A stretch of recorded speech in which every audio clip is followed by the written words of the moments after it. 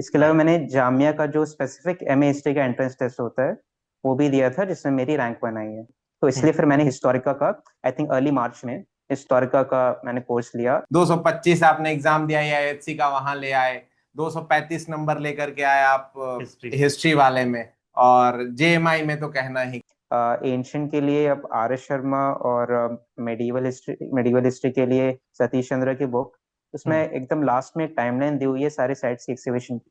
उस पर direct question आया था इससे। नमस्कार, आप सभी का स्वागत है द हिस्टोरिका के इस यूट्यूब चैनल पे। द हिस्टोरिका लगातार टॉपर्स की सीरीज लाते रहा है आपके सामने। और आज हमारे साथ जुड़े हैं मिराज। मिराज ने कई कीर्तिमान हासिल किया है। उनमें से एक कीर्तिमान यह है कि मिराज का ऑल इंडिया रैंक 1 है सीयूईटी पीजी के एग्जाम में फॉर एआईएचसी। तो सबसे पहले मिराज, आपका बहुत बहुत स्वागत है द हिस्टोरिका के channel. Thanks a lot sir, thanks a lot for having तो मी। सर क्या था कि काफी समय से कुछ इश्यूज आ रहे थे, मेरे एग्जाम्स वगैरह थे, तो बट अभी काफी क्वाइट ग्रेटफुल कि यहाँ पे इंटरव्यू दे रहा हूँ। तो मेराज अख्तर अंसारी, और मैं जौनपुर से बिलोंग करता हूँ। ठीक है। और मैंने हिस्ट्री में ही अपनी ग्रेजुएशन की है Saint Stephen's College, University of Delhi से। और मैंने सीयूटी पीजी का एग्जाम दिया है हिस्ट्री और एंशियंट इंडियन हिस्ट्री का जो स्पेसिफिक पेपर होता है उसमें। एंशियंट इंडियन हिस्ट्री में मेरी रैंक 1 आई है। हम्म। और हिस्ट्री का जो पेपर होता है जनरल हिस्ट्री में मेरी 235 मार्क्स आए हैं रॉ स्कोर। हम्म। इसमें हम्म। मुझे जेएनयू में मॉडर्न हिस्ट्री में यूआर में 5th रैंक मिली है। इसके अलावा नाइस। मैंने जामिया का जो स्पेसिफिक एमए हिस्ट्री का एंट्रेंस टेस्ट होता है वो भी दिया था, जिसमें मेरी, वाह। और मैंने हिस्टोरिका की सीरीज ली थी। हम्म। स्पेशली उनके क्वेश्चंस के लिए मैंने हिस्टोरिका का पैकेज लिया था, उसका जो क्वेश्चंस, उसमें लेक्चर्स प्लस क्वेश्चंस भी थे। नाइस। तो मतलब स्टूडेंट्स, हम हमेशा कहते हैं कि स्टूडेंट ऐसी प्रिपरेशन कीजिए, ऐसा मार्क्स आपको आए कि यूनिवर्सिटी या कॉलेज आपको चूज ना करे, आप उस कॉलेज या यूनिवर्सिटी को चूज करें। तो वो हमें मिराज के साथ देखने के लिए मिल रहा है, क्योंकि मिराज ने ऑलरेडी इतनी सारी कॉलेजेस में जहां भी उन्होंने अप्लाई किया वहां उनका रैंक 1 रहा। जेएनयू में भी रैंक एक काफी अनरिजर्व में 5 रैंक आया, जो कि एक लेजेंडरी रैंक है। तो अब उनकी इच्छा होगी और वो जहां जाना चाहेंगे वहां वो जाएंगे। Am I right Miraj? Yes indeed sir. ठीक है, तो हम स्टार्ट करते हैं। मिराज की प्रिपरेशन जर्नी कैसी रही? तो स्टार्टिंग से स्टार्ट करते हैं मिराज, और कब से आपने अपना प्रिपरेशन स्टार्ट किया है और क्या क्या चीजें आपने यूज की हैं? जस्ट एक मेमोराइज कीजिए अपने प्रिपरेशन जर्नी के बिगिनिंग को और वहां से बताना शुरू कीजिए। Okay sir. तो पहले तो मैं ये क्लियर करना चाहूंगा कि मेरा बैकग्राउंड ही हिस्ट्री में रहा है। हम्म। 11th 12th में भी मेरा ह्यूमैनिटीज बैकग्राउंड था, तो उसमें भी हिस्ट्री ओके। था। नाइस। और 3 साल की मेरी हिस्ट्री ऑनर्स की ही डिग्री रही है बीए में। तो आई थिंक ये क्लैरिफाई करना इम्पोर्टेंट है, बिकॉज जो लोग दूसरी स्ट्रीम से शिफ्ट कर रहे हैं हम्म। उनकी स्ट्रैटेजी और उनका जो टाइम देना पड़ेगा प्रिपरेशन में वो अलग होगा। हम्म। तो मेरे लिए एक एज तो ये था कि पहले से हिस्ट्री का बैकग्राउंड था, हिस्ट्री ऑनर्स में था हम्म। डीयू में, Delhi University Saint Stephen's College में। तो उस हिसाब से मैंने शुरू किया था। एक्चुअली मेरी एक सीनियर थी कॉलेज से जो जेएनयू में पढ़ रही थी, तो मैंने उनसे एडवाइस ली। तो हम एक्सपेक्ट कर रहे थे कि मार्च में एग्जाम होगा, बिकॉज पिछले साल मार्च में हुआ था। तो उन्होंने बोला कि 3 महीने पहले से तुम पढ़ सकते हो, 3 4 महीने पहले से। तो मैंने अराउंड मिड दिसंबर में प्रिपरेशन शुरू कर दी थी मिड एग्जाम की। दिसंबर। और मेरा ये फोकस था कि पहले जो बेसिक टेक्स्ट हैं, जैसे R S Sharma ancient history के लिए, सतीश चंद्रा मेडिवल हिस्ट्री के लिए, और बिपिन चंद्रा मॉडर्न हिस्ट्री के लिए, पहले मैं उन्हें कंप्लीट कर लूँ। फिर क्योंकि मैंने जो प्रीवियस ईयर क्वेश्चन पेपर्स देखे उनमें मैंने देखा कि बहुत सारे क्वेश्चन, बहुत ही कुछ ऐसे क्वेश्चंस होंगे जो कि बेसिक टेक्स्ट बुक से नहीं है। तो उनको करने के लिए केवल बहुत सारे मॉक क्वेश्चन सॉल्व करना वही एक अच्छी स्ट्रैटेजी होगी। तो हम्म। इसलिए फिर मैंने हिस्टोरिका का, आई थिंक अर्ली मार्च में हिस्टोरिका का मैंने कोर्स लिया। उनके टेलीग्राम पे मैंने पहले देखा, तो टेलीग्राम पे मैंने क्विजेस देखे वहाँ पे कि बहुत सारे वो क्विजेस कराते हैं, तो मुझे लगा कि यहाँ से मुझे क्वेश्चंस मिल सकते हैं अच्छे। मैंने हिस्टोरिका का कोर्स ले लिया था, और फिर मैंने कहूंगा कि मेरा जो लास्ट मंथ था प्रिपरेशन का वो मोस्टली क्वेश्चन सॉल्विंग में गया है, और वो बहुत हेल्पफुल होता है। एक आप गेस कर सकते हैं कि कितने क्वेश्चंस आपने लगभग लास्ट मंथ में सॉल्व किया होगा? आई थिंक मैंने बहुत सारे सॉल्व किए, बिकॉज जो बहुत फुल सारे। फुल लेंथ टेस्ट होते हैं आपके, मैंने हाँ। सारे फुल लेंथ टेस्ट दिए थे आपके। टॉपिक वाइज मैंने सारे नहीं किए थे, बट लाइक एक फुल लेंथ टेस्ट में तो वैसे भी अराउंड 50 75 क्वेश्चन तो पूरे ही होते हैं। और सारे टेस्ट देने का मतलब है कि लाइक मैंने हंड्रेड्स ऑफ क्वेश्चंस किए हैं, प्रॉब्ली 1000 क्वेश्चन भी किए होंगे आपके 1000 द सबसे हिस्टोरिका भी के ज्यादा। Question bank. हाँ, क्योंकि 1000 आप प्लस ही किए होंगे आई थिंक। समझ सकते हैं कि अगर कोई AIR रैंक 1 का स्टूडेंट अगर ये बोल रहा है कि वो भी पूरा टेस्ट सीरीज क्वेश्चन अटेम्प्ट नहीं कर पाया, तो इतने ज्यादा टेस्ट हम दे देते हैं कि वो काफी इनफ होता है ना। हर एक टॉपिक से, हर एक यस सर। चैप्टर से ये सारी चीजें प्रोवाइड कर दी जाती हैं। चलिए, बहुत अच्छा रहा। इसमें सर मैं जो कहना चाहूँ बताइए। क्योंकि यहाँ पे हिस्टोरिका का यूजफुलनेस इसमें ये आ जाता है कि जो आप क्वेश्चन, जैसे आप आप आर एस शर्मा पढ़ रहे हैं या सतीश हम्म। चंद्र पढ़ रहे हैं, तो हम्म। उसमें बहुत स्पेसिफिक कुछ टॉपिक्स होते हैं इनके ऊपर बहुत ज्यादा नहीं लिखा रहता। और क्वेश्चंस उनमें से तो बहुत ही बेसिक ही बनेंगे और बहुत कम बनेंगे। तो अब जैसे गुर्जर प्रतिहारस का टॉपिक है, तो उसमें सतीश चंद्र में शुरू में एक चैप्टर है, उसी में डिस्कशन है गुर्जर प्रतिहारस का। और बिल्कुल। उसमें बहुत कम क्वेश्चंस बन पाएंगे। तो हम्म। जो आपके द हिस्टोरिका में गुर्जर प्रतिहारस का एक फोल्डर था, इसमें मतलब एक पूरा उसी पे टॉपिक वाइज क्वेश्चन बैंक था, वो काफी हेल्पफुल हो जाता है, क्योंकि इसमें बहुत सारे ऐसे क्वेश्चंस होते हैं जो बेसिक बुक्स में नहीं मिलते। हम्म। चलिए, नाइस। और जब आप टेस्ट सीरीज की बात कर रहे हैं, तो साथ ही साथ आपने ई बुक को रीड किया क्या, एक बार भी थोरोली?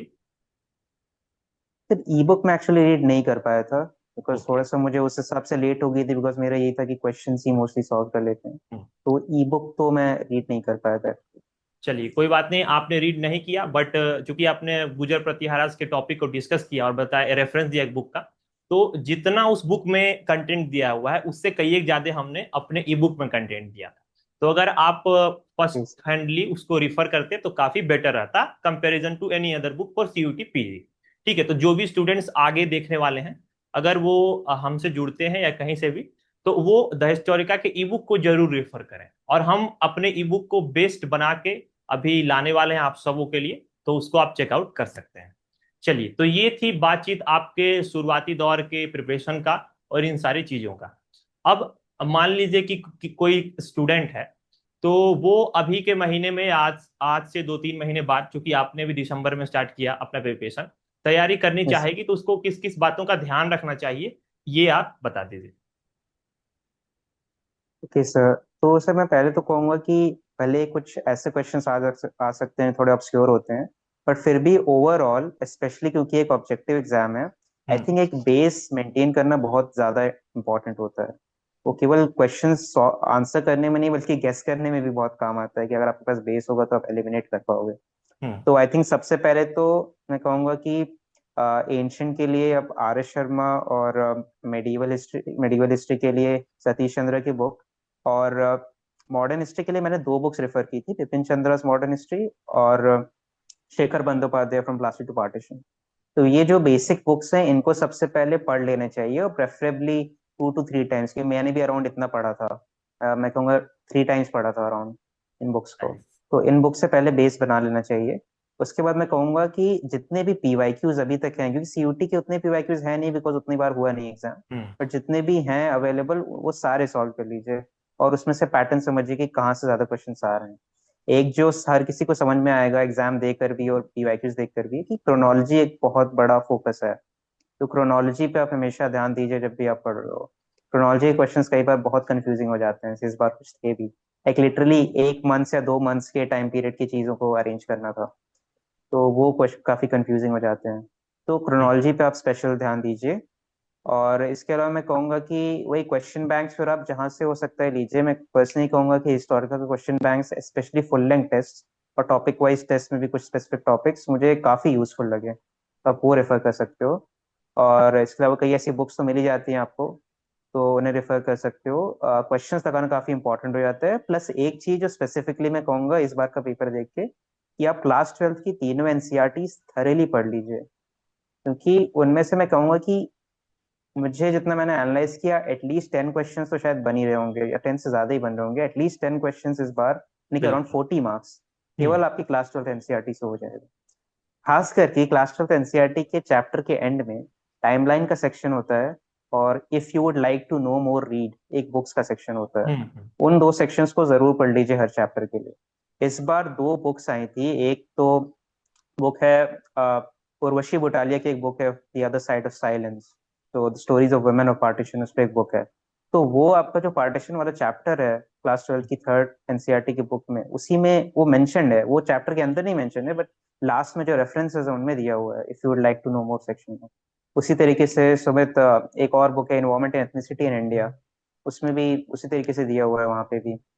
और वैसे ही टाइमलाइंस जो है, जैसे कि जो हड़प्पन सिविलाइजेशन के ऊपर पहला चैप्टर है, उसमें एकदम लास्ट में एक टाइमलाइन दी हुई है सारे साइट्स की एक्सकवेशन की, उस पर डायरेक्ट क्वेश्चन आया था, तो ये बहुत इंपॉर्टेंट हो जाता है। एनसीईआरटी जरूर पढ़ लीजिए क्लास में। काफी वैल्यूबल, मतलब मैं कहूँगा कि आपने इंफॉर्मेशन स्टूडेंट्स को दिया है।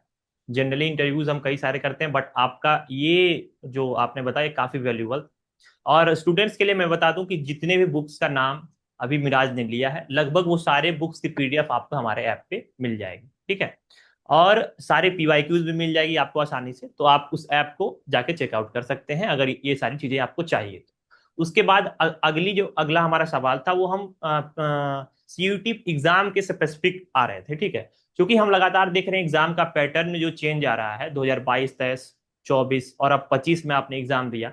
तो इसको लेके क्या कहना चाहेंगे स्टूडेंट्स को? आपकी एग्जाम कैसा है? काफी प्रिडिक्टेबल है या फिर क्या तैयारी करनी चाहिए? पीवाईक्यूज कितना हेल्पफुल है, इसके बारे में बताइए। जितना जितना मेरा एनालिसिस है, आई थिंक अनप्रेडिक्टेबिलिटी क्वेश्चंस की बढ़ रही है। हम्म। इस बार एक क्वेश्चन था जो मुझे अभी तक एक इंसान भी नहीं मिला जिसने जो उस क्वेश्चन को बिफोर हैंड जानता हो।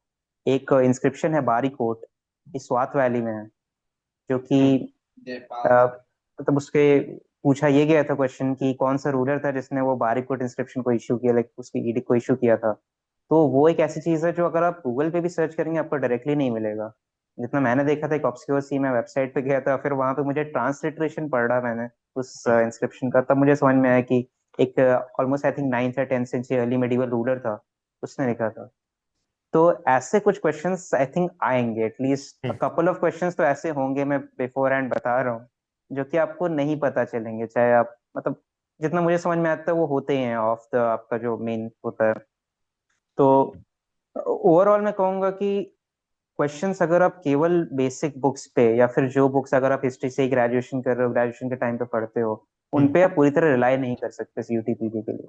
एक सीयूटी यूजी के साथ ऐसा कंपैरिजन नहीं है कि वहां पे अगर आप एनसीईआरटी पढ़ लोगे उससे बाहर कुछ नहीं आता, बट सीयूटी पीजी में बेसिक बुक्स आपको एक फ्रेमवर्क दे देते हैं जिससे आपका ओवरऑल गेसिंग भी अच्छा हो जाता है, और आप क्वेश्चंस को थोड़ी देर बाद आप समझ सकते हो, एलिमिनेट कर सकते हो, और जो क्वेश्चन डायरेक्ट है उन्हें आंसर कर सकते हो।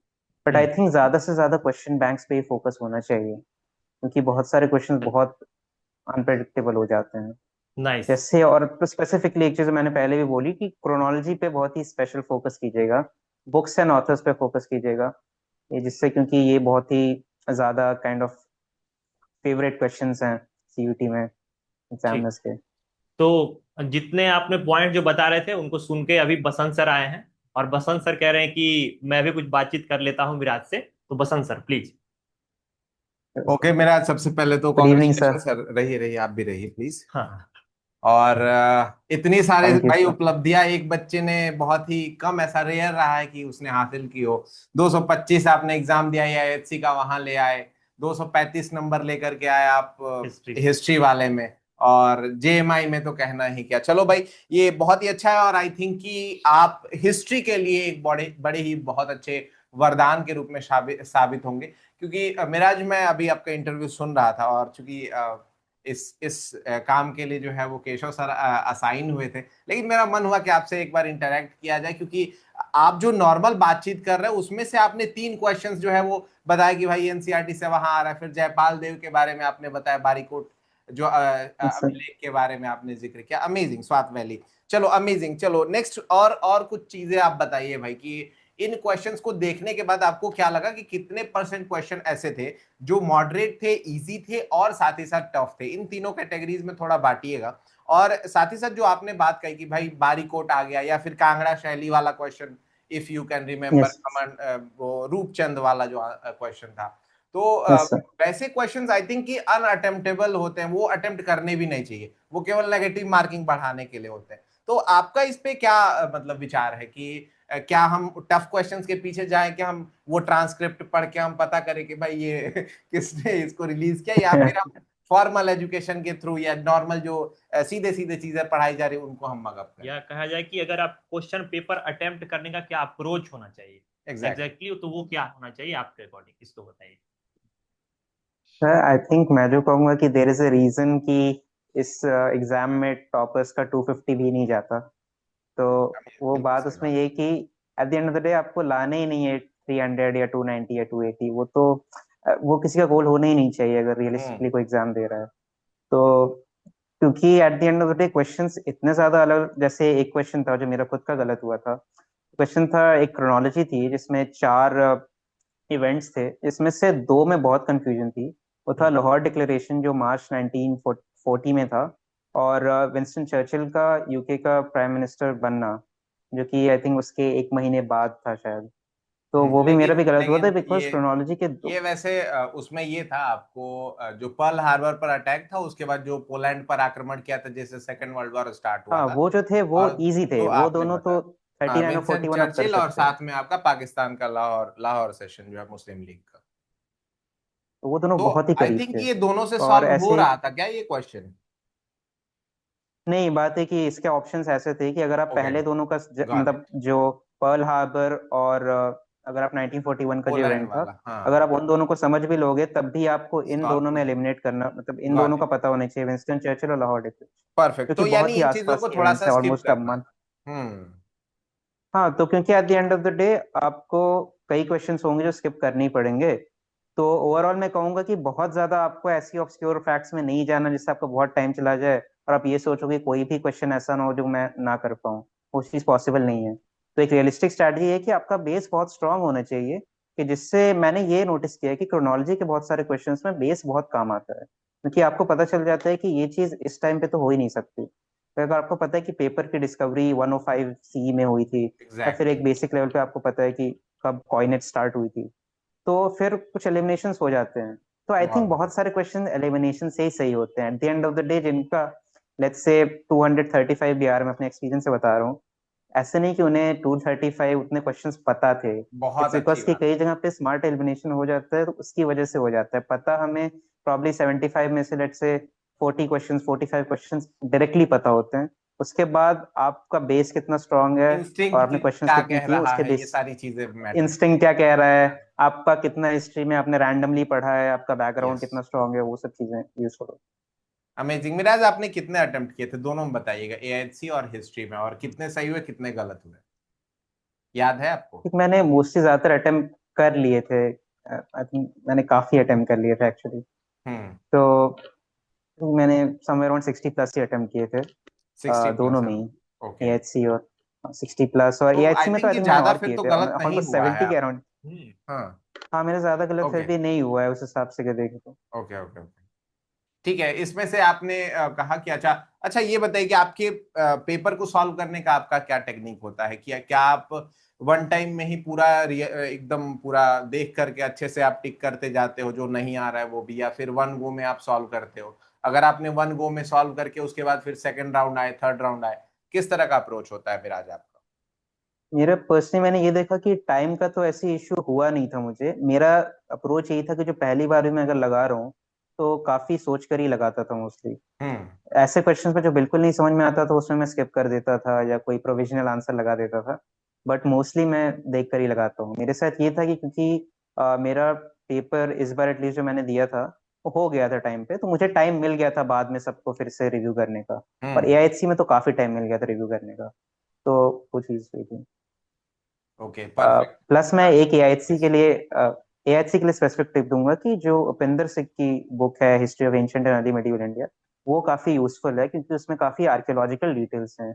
और यस। एआईएचसी में काफी क्वेश्चंस आर्कियोलॉजी पे होते हैं। और एक क्वेश्चन तो मुझे याद आ रहा है कि जेएनयू की आर्कियोलॉजी पे था। मतलब जेएनयू में एक फाइंड मिली थी, आई थिंक कोई टूल था स्पेसिफिक, तो उसकी फाइंड पे तो उससे रिलेटेड भी क्वेश्चन था। क्योंकि वो मैंने इसलिए कर लिया था बिकॉज मेरे टीचर ने एक बार वहां से बताया था। तो एक मुदित त्रिवेदी नाम के स्कॉलर हैं, उन्होंने उसको उस पर रिसर्च की थी। तो वो चीज ऐसे क्वेश्चन तो मैं कहूंगा आर्कियोलॉजी का आपका बैकग्राउंड स्ट्रांग होना चाहिए, आपका एएचसी में काम आता है, तो उसके लिए उपेंद्र सिंह की बुक काफी यूजफुल है। ओके, आप क्वेश्चन पूछो कुछ। ठीक है, मतलब काफी चीजें आप एआईएससी के बारे में बता रहे हैं, तो मैं चाहूंगा कि एआईएससी में आपकी जो क्लासेस हुई या जो डिस्कशंस विष्णु सर की यूट्यूब पे आप क्विजेज जो होती थी, क्वेश्चंस की सीरीज, उसका आपका कुछ योगदान रहा है? एआईसी में मैं कहूँगा मैंने स्पेसिफिक एआईसी के उतने क्वेश्चन नहीं किए, बिकॉज मैं जब अपनी सीयूटी प्रिपरेशन फेज में ही था, तो हम्म। मोस्टली उसमें जो एंशियंट हिस्ट्री के क्वेश्चंस आपके हिस्टोरिका में क्वेश्चन बैंक्स पे और हम्म। आपके टेलीग्राम क्वेश्चंस पे थे, वो मैं कहूँगा काफी यूजफुल है। ओके। परफेक्ट। मेरा ये बताइए कि आपकी बुक पढ़ने का क्या तरीका होता है, क्योंकि मैं चाहता हूं कि एज अ टॉपर आपको लोग अडॉप्ट करेंगे, है ना? तो वैसी चीजें जो आप बता रहे हैं वो काफी लोग सीरियसली उस चीज को बेंचमार्क लेंगे, सेट होगा। बेंचमार्क सेट होगा बिल्कुल। एंशियंट हिस्ट्री मतलब जो भी आपने बताया क्लास ट्वेल्थ की बुक्स पे लोग भागेंगे, है ना? उसके बाद द हिस्टोरिका के टेस्ट सीरीज और कोर्सेज के थ्रू भी प्रिपरेशन करने की कोशिश करेंगे ड्यू टू योर रैंक। तो आप बुक पढ़ने का आपका क्या तरीका होता है, कि क्या आप, जैसे आपने बताया कि 3 टाइम्स हमको स्टैंडर्ड बुक्स कम से कम पढ़नी ही पढ़नी है, तो वैसे में आपका क्या तरीका होगा? क्या हम वन गो में एक बार देख लेंगे, फिर दूसरे बार में रिवाइज करेंगे, तीसरे बार में हम उसको मार्क करेंगे? आपका क्या तरीका होता है? इससे तो आई थिंक पहली बार में आपको ये चीज पहले से काइंड ऑफ पता होती है, अगर आप एक फ्रीक्वेंट रीडर हो, तो हम्म। कि पहली बार में आप जैसे ही आपके क्वेश्चंस, जैसे आप बुक शुरू करते हो, कुछ पेजेस कंप्लीट होते हैं, 10-15 पेजेस, फिर धीरे धीरे आपको कुछ चीजें कंफ्यूजिंग होने लग जाती हैं कि आपने कोई इंसान का, किसी हिस्टोरिकल पर्सन का नाम आ रहा है, आप उसको किसी और से कंफ्यूज कर रहे हो, आप समझ नहीं पा रहे हो ये कौन है, अब थोड़ा सा उसमें आपको नहीं समझ में आता। तो उसमें मैं कहूंगा कि मेरी तो स्ट्रैटेजी ये रही कि मैं उससे आगे बढ़ जाता था, क्योंकि मुझे पहली रीडिंग में उससे आगे बढ़ जाता था, क्योंकि पहली रीडिंग में मेन स्ट्रक्चर बनाना ही मेन ऑब्जेक्टिव होना चाहिए। और फिर दूसरी रीडिंग में वो चीजें जो नहीं समझ में आती है, वो क्योंकि आपकी जो प्रीवियस नॉलेज होती है और आपका जो को आपने पहले पढ़ा होता है, जो ग्रास पहले बिल्ड होती है, उसके ऊपर आप सेकंड रीडिंग में बिल्ड कर लेते हो। एग्जैक्ट। और आई थिंक नोट्स बनाना या अंडरलाइन करना, ये तो मोस्टली सेकंड या थर्ड रीडिंग में ही अच्छे से होता है। फर्स्ट रीडिंग में आपको बेसिक अपना स्ट्रॉन्ग ही करना होता है। बहुत बढ़िया। मेरा, चलिए अब हम कुछ ऐसे शॉर्ट आंसर्ड क्वेश्चंस कर लेते हैं आपसे। आपका हिस्ट्री का फेवरेट टॉपिक कौन सा है? हिस्ट्री, अगर मैं इंडियन हिस्ट्री की बात करूं, तो मुझे मॉडर्न हिस्ट्री में सोशल आइडेंटिटीज फॉर्मेशन काफी इंटरेस्टिंग टॉपिक लगता है। जैसे कि 19 सेंचुरी में नॉर्थ वेस्ट और नॉर्दर्न नदर्न इंडिया के जाट्स का आइडेंटिटी फॉर्मेशन कैसे हुआ। तो ऐसे जो क्वेश्चंस होते हैं कि कॉलोनियल स्टेट ने किस तरीके से लोगों की आइडेंटिटी का जो अपना खुद की सेल्फ इमेज है उसको शेप किया, तो वो मेरे लिए एग्जैक्ट। काफी इंटरेस्टिंग टॉपिक है। इसके अलावा एंशंट हिस्ट्री में मुझे इंस्क्रिप्शंस काफी इंटरेस्टिंग लगते हैं, स्पेशली जो अशोकन इंस्क्रिप्शंस, तो मुझे काफी अच्छा लगता है पढ़ने में, बिकॉज वो काफी एक्सेप्शनल है। जो पर्सनलाइज टोन है उनकी, तो वो काफी इंटरेस्टिंग है। ओके। इंटरटेनमेंट के लिए आप क्या करते हैं rather than books? Rather than books, I think मैं मूवीज देखता हूँ, और पूछिए मीन कुछ। हाँ, ठीक है। मैं क्विजेस भी करता हूँ, एक्स्ट्रा एक्स्ट्रा करिकुलर में मैं क्विजेस करता हूँ, जो कि थोड़ा सा एकेडमिक से कनेक्ट होता है, बट देन एनीवेज म्यूजिक भी सुन लेता हूँ। और हाँ, मोस्टली तो यही है। क्यों आपने एंशियंट हिस्ट्री को चूज किया? शायद आप एआईएससी के साथ जाना चाहेंगे ना? आप नहीं, एडमिशन फिर कहाँ ले मैं रहे क्या हैं कि इसकी? हम्म। मैं जेएनयू में एडमिशन ले रहा हूँ, जेएनयू में मॉडर्न हिस्ट्री में एडमिशन ले रहा हूँ। ओके। नाइस। तो एएचसी मैंने दिया था, बट एएचसी का, क्योंकि जेएनयू में तो वैसे भी एएचसी से एडमिशन नहीं होता, तो मैंने मॉडर्न हिस्ट्री में यस। ही मैं स्पेशल। आपके दोनों पेपर देने का रीजन क्या था? हिस्ट्री था इसलिए दे? देखिए, एआईएचसी पहले हो रहा था और मेरा इंटरेस्ट हो गया था, मुझे लगा था कि मतलब एक एक फन तो होता है, लाइक मुझे ऑब्जेक्टिव क्वेश्चन सॉल्व करने में एक फन आता है। तो मुझे या। लगा था कि अच्छा होगा, स्पेशली अगर वो सीयूटी हिस्ट्री के मेन पेपर से पहले है, मुझे लगा था कि उससे ये भी पता चल जाएगा सीयूटी इस समय क्वेश्चंस का लेवल क्या है और कैसे क्वेश्चंस आ सकते हैं हिस्ट्री के एंशिएंट पार्ट में या फिर इन जनरल। हिस्टोरिका तो ने वो चूंकि चीज था, और मॉक्स देते ओवरऑल देते मजा आने लगा था, तो सोचा कि एक बार एनटीए का भी एआईएससी का पेपर दे आए। और आपके मॉक्स तो मैं काफी, क्योंकि वो जब आपके पास ऑनलाइन ऐसे होता है ऐप पे, तो वो काफी यूजफुल, काफी इजी हो जाता है उसको यूज करना, कि आपके पास कहीं पे भी, लेट से मेरे पास हाफ एन आवर का टाइम है, तो मैं एक आपका मॉक टेस्ट सॉल्व कर लेता था फोन पे ही। तो वो काफी इंटरेस्टिंग भी होता है, कि उसमें हम्म। फन भी होता है और उसका एक बात ये फायदा भी बताइए होता है। मिराज कि जो आपको मॉक का जो मतलब यूआई है, यूजर इंटरफेस, हमारे ऐप का, ठीक है, यस। और जो आपने एनटीए का यूआई फेस किया, क्या दोनों सेम थी, दोनों में चीजें कुछ अलग थी ऐसा? मतलब कि अगर कोई हिस्टोरिकल का मॉक दे लेता है तो एग्जैक्टली वो एनटीए का भी मॉक लगभग बराबर है, यूआई दोनों का कोई डिफरेंस है? Yes sir, I don't think Historica का मॉक देने के बाद कोई इश्यू आना चाहिए उस यूआई से डील करने में। आई थिंक मोस्टली उनका बराबर ही जाएगा। ओके, लेक्चर्स और बुक्स में से एक चूज करना हो तो क्या चूज करेंगे आप? Hard question. बुक। बुक्स। बहुत बढ़िया। बुक्स में से आपको एंशियंट मॉडर्न और मिडाइवल में से एक चूज करना हो तो क्या चूज करेंगे आप? I think modern. Modern choose करेंगे, बहुत बढ़िया। नेक्स्ट आपसे क्वेश्चन रहेगा कि हिस्ट्री हिस्ट्री क्यों इंटरेस्टिंग है, और जो दूसरे बच्चे अगर प्रिपेयर कर रहे हैं तो वो पहली बुक कौन सी है जो उनको पढ़ना चाहिए हिस्ट्री में इंटरेस्ट पैदा करने के लिए? मतलब हिस्ट्री से अलग, जो केमिस्ट्री से बच्चे हैं या मैथ से बच्चे, कई सारे ऐसे हमारे साथ बच्चे जुड़ते हैं ओके। जो आते हैं हिस्ट्री में।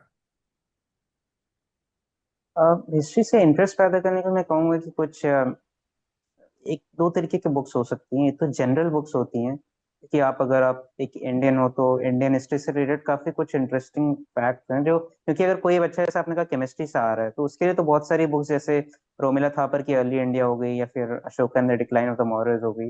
वो बुक्स जो हैं हम जो पहले ही पढ़ लेते हैं शुरुआत में फर्स्ट सेमेस्टर के अराउंड, उनके लिए वो भी नहीं होंगी, तो उन बुक्स से भी एग्जैक्टली। कोई इंट्रो ले सकता है।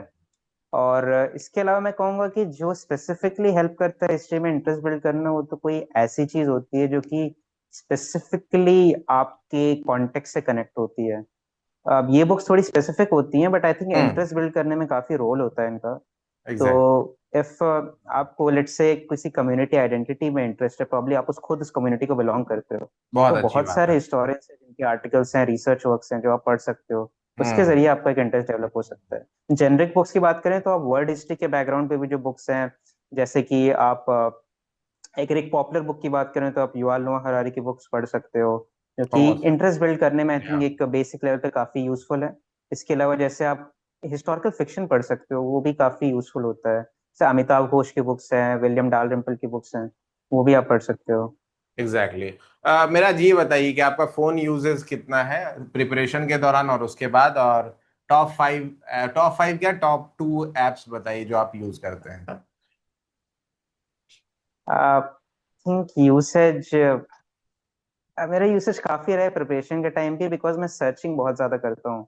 जब भी मुझे कोई चीज इंटरेस्टिंग लगती है, किसी चीज का कॉन्टेक्स्ट जानना होता है, तो I just do a quick Wikipedia search ऐसे। तो वो चीज तो मैं बहुत ज्यादा करता हूँ, तो इवन प्रिपरेशन के दौरान भी वो तो चलता ही रहता है। गूगल उससे नंबर 1 हो कभी गया। कभी डिस्ट्रैक्ट हो। हाँ, यस हाँ, यस, कभी डिस्ट्रैक्शन कभी उससे वाली बात। डिस्ट्रैक्शन होते हैं बिकॉज आप हाइपरलिंक जंप भी करने लगते हो, फिर आप पढ़ कुछ और रहे थे और कहीं और चले जाते हो। बट हाँ, उस समय का तो मेरा यूज रहा ही है। एज सच मैं एप्स की बात करूँ तो मैं मोस्टली, मतलब क्योंकि सर्च वगैरह काफी करता हूँ तो वो यूज करता हूँ। बाकी यूट्यूब पे भी काफी अच्छा कंटेंट है, स्पेशली कुछ डॉक्यूमेंट्रीज आपको मिल जाते हैं यूट्यूब पे, तो वो भी काफी यूजफुल होती है इंटरेस्ट बिल्ड करने में, इंफॉर्मेशन के पर्सपेक्टिव से भी। भारत एक तो खोज यूट्यूब में देखा है काफी यूज आपने? करता हूँ। जी सर। कैसी लगी आपको? मुझे तो काफी अच्छा लगा, स्पेशली उसका जो फर्स्ट एपिसोड मैंने देखा था हड़प्पन सिविलाइजेशन के बारे में। वैसे वो मैंने बुक पढ़ी भी है, डिस्कवरी ऑफ इंडिया, ओके। और वो जो मैंने देखा था मुझे तो काफी अच्छा लगा। चलो, बहुत बढ़िया। चलते आई हैं थिंक अब। हाँ, डिस्कवरी ऑफ इंडिया जी। भी एक एक ऐसी अच्छा। बुक है जो आप इंटरेस्ट बिल्ड करने के लिए पढ़ सकते हो। प्लस बिल्कुल। जवाहरलाल नेहरू की एक और बुक है, ग्लिम्पसेस ऑफ वर्ल्ड हिस्ट्री, या। वो भी अच्छी है इंटरेस्ट बिल्ड करने। बहुत बढ़िया। चलते चलते मिराज, आप थोड़ा सा जो आने वाले बच्चे हैं अगर उनको कुछ टिप्स देना हो, as a random, as a senior हम पूछना चाहते हैं, तो आप क्या टिप्स देना चाहेंगे सीवीटी पीजी के लिए टिप्स में मैं स्पेसिफिक यही तौर कहूँगा कि आपके पास अच्छे क्वेश्चन बैंक्स होने चाहिए, वो बहुत ही इंटीग्रल है प्रिपरेशन में। अच्छे क्वेश्चन बैंक्स आप हिस्टोरिकल के ले सकते हैं मार्केट में कुछ, क्योंकि कुछ लोग जैसे बुक्स भी ज्यादा प्रेफर करते हैं, तो उसके लिए भी आपको अच्छे क्वेश्चन बैंक्स मिल जाएंगे जिनके क्वेश्चंस काफी ज्यादा जिस तरीके के क्वेश्चंस आए हैं उस पैटर्न में और उस तरीके के क्वेश्चंस होते हैं। क्वेश्चन बैंक्स काफी इंपॉर्टेंट है। और मैं फिर से कहता हूँ जो मैंने पहले कहा था कि एनसीईआरटी क्लास 12 की जरूर पढ़ लीजिएगा। अब वो एक मेरी गलती थी कि मैंने पर्सनली नहीं पढ़ा था क्लास 12 की एनसीईआरटी को, मेरा एक क्वेश्चन गलत हुआ था वहां से। बहुत तो बढ़िया। क्लास 12 की एनसीईआरटी जरूर पढ़ लीजिएगा फिर से। और मैं ये कहूंगा कि उतना ज्यादा टाइम देना डिपेंड करता है कि आपका पहले का हिस्ट्री का बैकग्राउंड है या नहीं है। अगर है तो I think 3 months is enough, more than enough. अगर नहीं है तो आप अपने हिसाब से देख सकते हो कि आपको पढ़ने में कितना टाइम लगता है। मैं कहूँगा लाइक अभी जुलाई चल रहा है, तो अभी तो फिलहाल एनफ टाइम है किसी के लिए भी। और अगर आप हिस्ट्री बैकग्राउंड से नहीं भी हो तो आई थिंक मुझे लगता है कि अगर आपकी रीडिंग स्पीड और नॉर्मल है तो 4 मंथ से तो ज्यादा नहीं लगना चाहिए, 4-5 month. Okay, my last question, उसके बाद सर जो है वो कंक्लूड करेंगे इस सेशन को। यही है कि आप आगे क्या सोचते हैं, अपने आप को कहाँ देखते हैं और क्या बनना चाहते हैं आप? एज सच तो मुझे क्योंकि मैं अभी मॉडर्न हिस्ट्री में जा रहा हूँ, तो मुझे कुछ स्पेसिफिक टॉपिक्स इन पे रिसर्च करने में काफ़ी इंटरेस्ट है। तो एक मैंने कम्युनिटी आइडेंटिटी पे जैसे बोला, इसके अलावा नॉर्थ ईस्टर्न रीजन्स का इंडिया से क्या कनेक्शन है, वो कुछ है, कुछ लेवल पे वो पॉलिटिकल साइंस और नेशनल आइडेंटिटी फॉर्मेशन से भी कनेक्ट होता है। तो लाइक किस तरीके से नॉर्थ ईस्टर्न ग्रुप्स का इंटीग्रेशन कॉलोनियल स्टेट में किस तरीके से हुआ, ऐसे क्वेश्चंस को एक्सप्लोर करने में मुझे काफ़ी इंटरेस्टिंग लगता है। चलो, तो अमीन। प्रॉब्ली अभी मैं बहुत ही क्लियर नहीं हूँ, बट प्रॉब्ली मैं रिसर्च में जाना चाहूंगा, मॉडर्न इंडियन हिस्ट्री में ही। ठीक है, चलिए, बहुत बढ़िया, धन्यवाद मिराज मुझसे बात करने के लिए। अब केशव सर जो है वो इस सेशन को ठीक। कंक्लूड करेंगे। बहुत सारी बातें यस। मिराज ने थैंक्स अ बताई लॉट। हैं। और उसी के साथ एक इम्पॉर्टेंट क्वेश्चन, क्योंकि आप बताएं कि आप काफी लास्ट टाइम में हिस्टोरिका से जुड़े थे, बट फिर भी मैंने जहां तक देखा है कि आप बहुत ज्यादा कनेक्टेड थे द हिस्टोरिका के टीचर्स से। ठीक है।